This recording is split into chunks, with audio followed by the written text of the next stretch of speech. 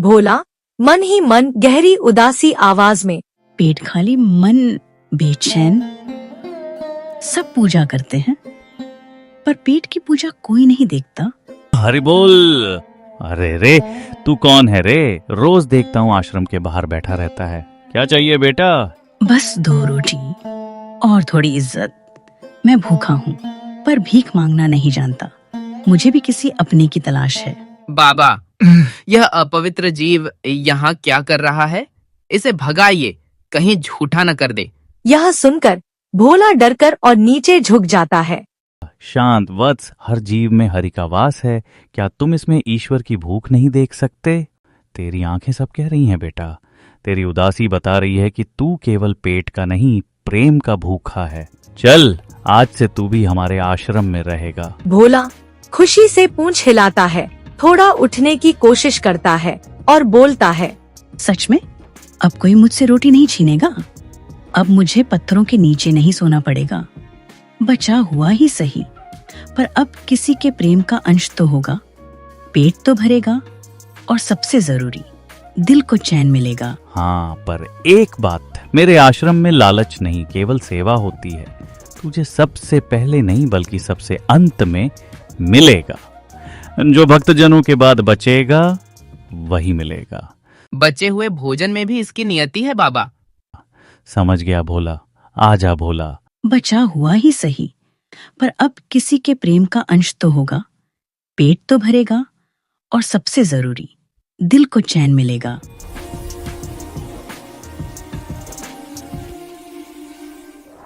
भोला और बाबा आश्रम की ओर जाते हैं।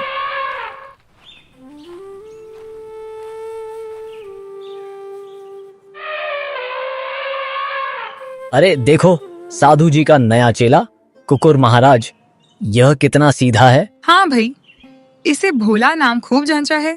ये तो सबसे पहले भंडारे की लाइन में लग जाता है, पर खाता सबसे आखिर में है। इसे नियमों का ज्ञान हो गया है। हाँ हाँ, अपना भोला है ही इतना भोला। क्यों भोला? साधु एक कोने में बैठ जाते हैं और एक सूखे प्रसाद का टुकड़ा उठाते हुए प्यार से बोले, आजा भोला, ये ले प्रसाद का टुकड़ा। याद रख, पेट का सुख बड़ा नहीं, प्रेम का सुख बड़ा होता है। पेट भरेगा और खाली हो जाएगा, पर प्रेम सदा के लिए रहता है। भोला मन में टुकड़ा खाते हुए, बाबा मुझे दोनों ही चाहिए। थोड़ी रोटी, क्योंकि भूखा पेट प्रेम को भी महसूस नहीं कर पाता, और थोड़ा प्रेम, क्योंकि प्रेम के बिना रोटी का कोई स्वाद नहीं।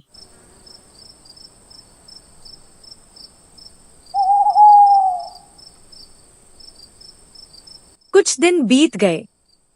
रात का समय। हरिओम हरिओम। भोला, बहुत रात हो गई है, आप तू भी जाकर सो जा। भोला ने सर हिलाया और सोने चला गया।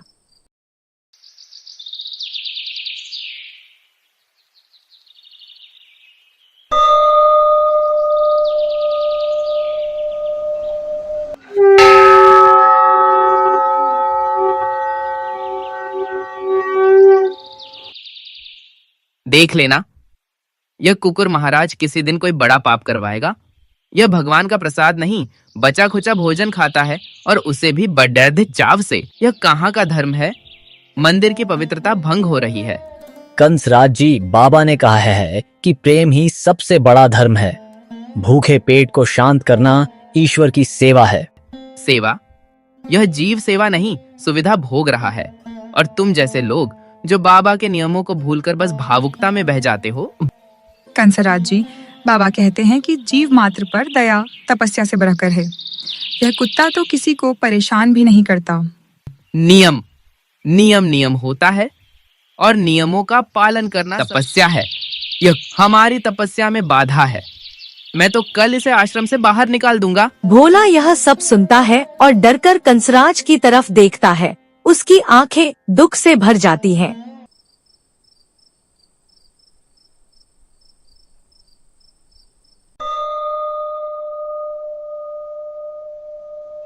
कितना भोला है रे भोला। तेरा नाम सार्थक है।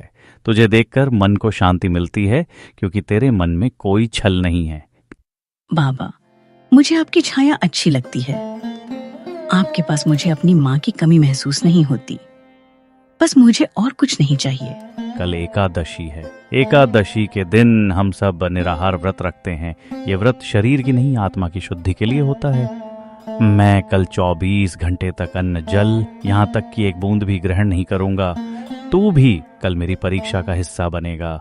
तुझे भी निराहार रहना होगा। निराहार? मतलब 24 घंटे भूख? कल तो भोजन बचेगा भी नहीं। मुझे तो सिर्फ पानी भी नहीं मिलेगा। डर मत भोला, ये बस एक दिन की बात है। अगर तूने ये परीक्षा पास कर ली तो तू मेरे सबसे सच्चे शिष्य के बराबर कहलाएगा। साधु अपनी जगह से उठते हैं और रात की पूजा की तैयारी में लग जाते हैं। भोला उदास, भूखा और भ्रमित होकर वहीं बैठा रहता है।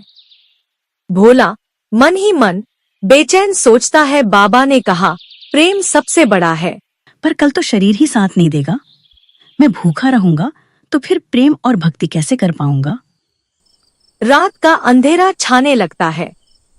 कंसराज दूर से भोला को उदास देखता है और व्यंग्य से मुस्कुराता है और मन ही मन, कल पता चलेगा भोला महाराज, जब पेट में आग लगेगी तब सारी भक्ति और प्रेम गायब हो जाएगा।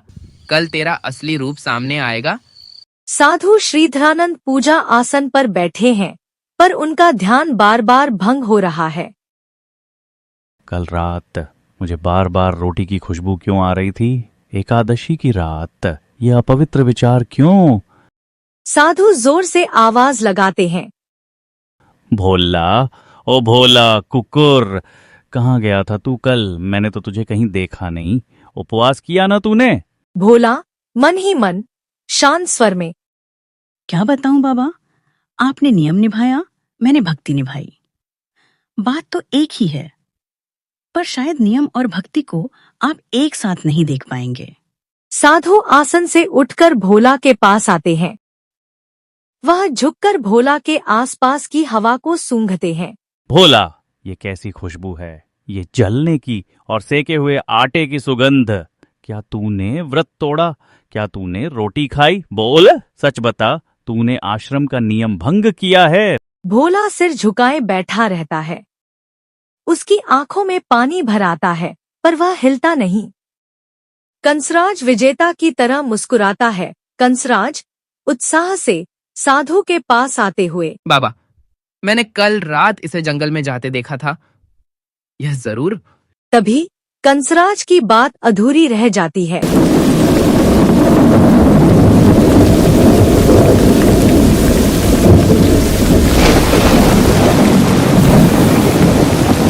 अचानक आकाश से एक असहनीय तेज प्रकाश फैलता है।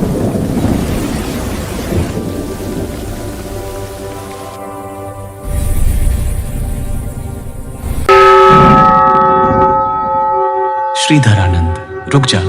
तूने नियमों को तो समझा पर प्रेम को नहीं पहचाना। प्रभु, आप कौन?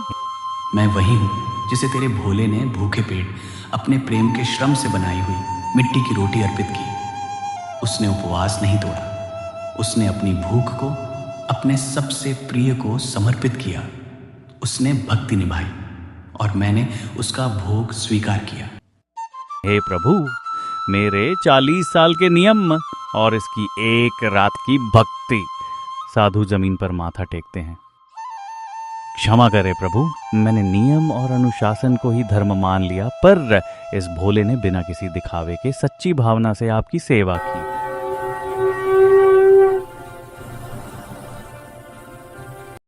भोला बेटा, तू मुझसे बड़ा भक्त निकला। तेरी भक्ति के आगे मेरा सारा ज्ञान फीका है। आज से तू मेरा शिष्य नहीं, तू मेरा भी गुरु है। तूने मेरे आश्रम को सच्चा अर्थ दिया है।